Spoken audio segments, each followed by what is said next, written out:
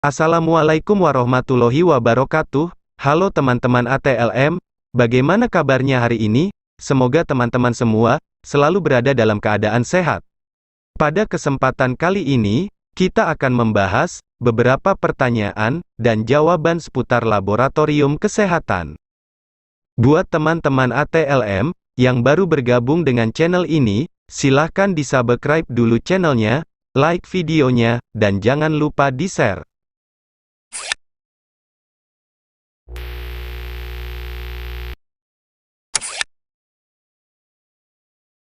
Oke, masuk ke contoh pertanyaan yang pertama, yang tidak termasuk tindakan pencegahan penyebaran bahan infeksi, adalah A. Menggunakan peralatan standar, B.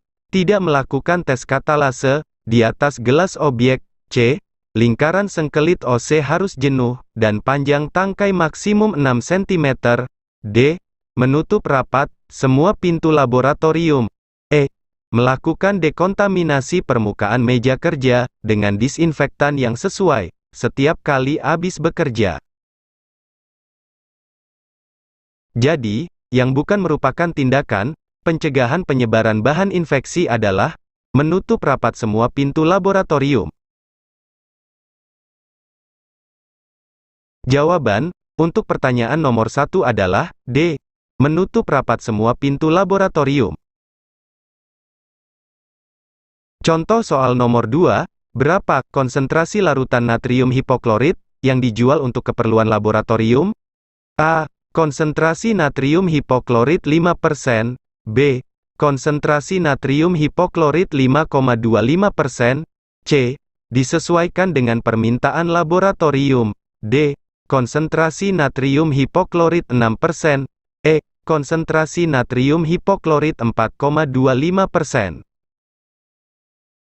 Pembahasan, konsentrasi larutan natrium hipoklorit, yang dijual untuk keperluan laboratorium adalah 5,25%, yang mengandung 50 gram per liter, atau 50.000 ppm zat klor aktif. Jadi, konsentrasi larutan natrium hipoklorit, yang dijual untuk keperluan laboratorium, adalah 5,25%, jawaban untuk pertanyaan nomor 2, adalah B. Konsentrasi natrium hipoklorit, 5,25%.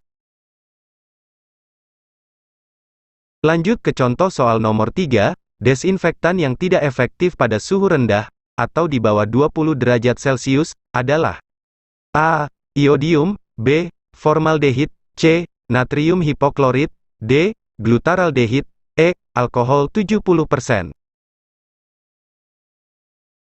Pembahasan, formaldehid dapat dipakai untuk semua mikroorganisme, tidak efektif pada suhu rendah, di bawah 20 derajat Celcius, efektif pada kelembaban relatif tinggi, 70%. Jadi, jawaban untuk pertanyaan nomor 3, adalah B. Formaldehid. Contoh soal nomor 4, sebutkan jenis desinfektan, yang dapat merusak struktur lipid, dengan cara penetrasi ke dalam daerah hidrokarbon, dan denaturasi protein sel. A. Glutaraldehid, B. Fenol, asam karbol, C. Alkohol, D. Iodium, E. Zat klor aktif. Teman-teman, bisa lihat pada kolom pembahasan pada poin yang pertama, jadi, alkohol itu adalah jenis desinfektan, yang dapat merusak struktur lipid, dengan cara penetrasi ke dalam daerah hidrokarbon, dan denaturasi protein sel. Jadi jawaban untuk pertanyaan nomor 4, adalah C. Alkohol.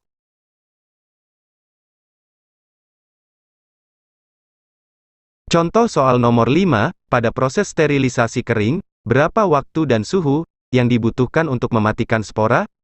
A. 30 menit pada suhu 121 derajat Celcius, B. 2 jam pada suhu 180 derajat Celcius, C. 1 jam pada suhu 180 derajat Celcius, D. 2 jam pada suhu 121 derajat Celcius, E. 2 jam pada suhu 145 derajat Celcius. Pembahasan, teman-teman silahkan baca poin-poin berikut ini. Pada poin kelima, disebutkan, untuk mematikan spora, dibutuhkan waktu 2 jam, pada suhu 180 derajat Celcius. Jadi, pada proses sterilisasi kering, waktu dan suhu yang dibutuhkan untuk mematikan spora adalah 2 jam pada suhu 180 derajat Celcius. Jawaban untuk pertanyaan nomor 5 adalah yang B.